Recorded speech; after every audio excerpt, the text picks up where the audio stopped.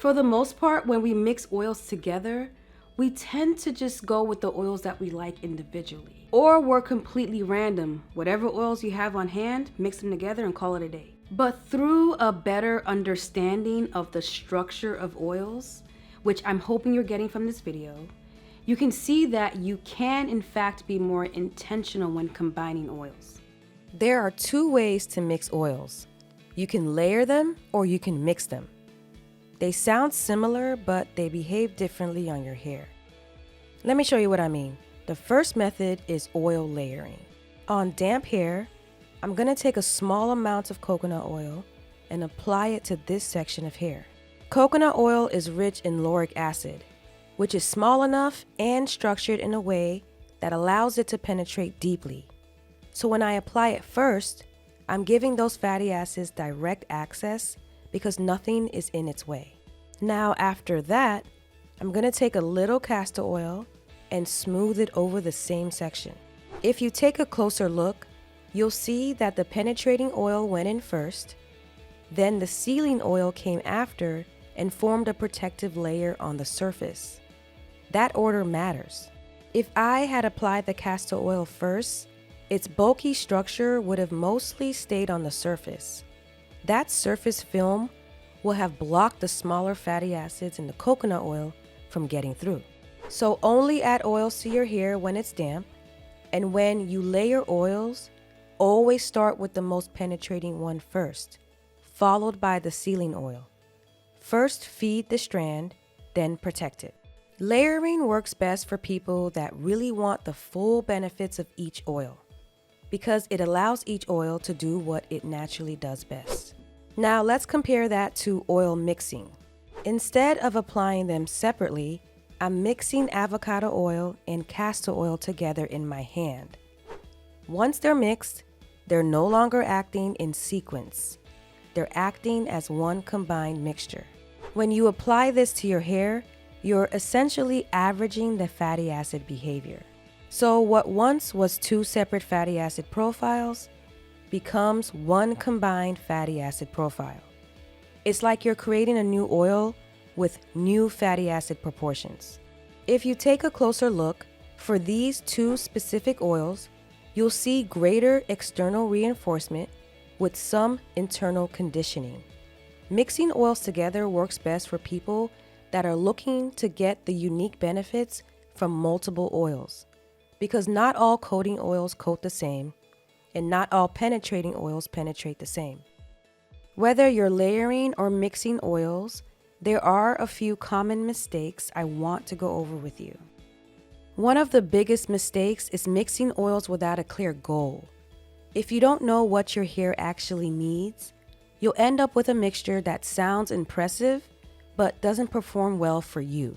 Ask yourself questions like, does my hair need internal strength? Does it need moisture retention? Does it need surface smoothing? Another common mistake is using too many oils at once. When you mix 5 to 6 different oils together, the dominant fatty acid effect becomes diluted. The result is usually too mild or too unpredictable. 2 or 3 oils is way more effective. And then there's porosity. If you have low porosity hair, which means your cuticles are tightly packed, heavy sealing oils could be overkill. Lighter oils rich in linoleic acid or moderate amounts of oleic acid tends to behave better. On the other hand, if you have high porosity hair with raised cuticles, heavy sealing oils can be incredibly helpful because they help reinforce your hair and reduce moisture loss. So instead of asking, what's the best oil? A better question is, what does my hair need right now?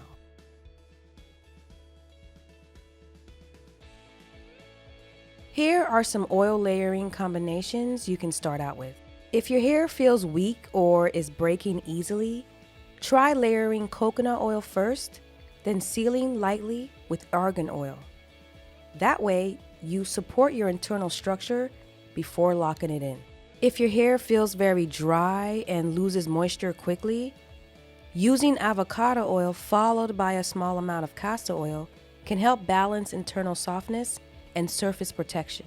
If you have fine or low porosity hair, keep it lighter.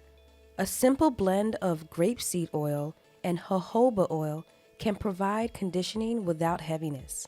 And if your goal is shine and frizz control, a small amount of shea butter warmed between your palms or a few drops of argan oil smoothed over the surface of your hair can align the cuticles and create a polished look. Here are some oil mixing recipes that work really well. Remember to think of these as starting recipes you can tweak depending on what your hair needs. Think of this recipe as a pre-poo upgrade or pre-wash treatment. You don't have to be perfect with your measurements. But a mix of about 60% coconut oil, 30% avocado oil, and 10% jojoba oil is a great mix. Each oil plays a role. Coconut oil helps reduce protein loss. Avocado oil softens and adds flexibility. And jojoba smooths the surface so your hair doesn't feel dry and heavy. Apply it evenly to your hair and let it sit with a shower cap for 20 to 30 minutes before washing your hair. If your hair's fine, switch to coconut oil and avocado oil ratios.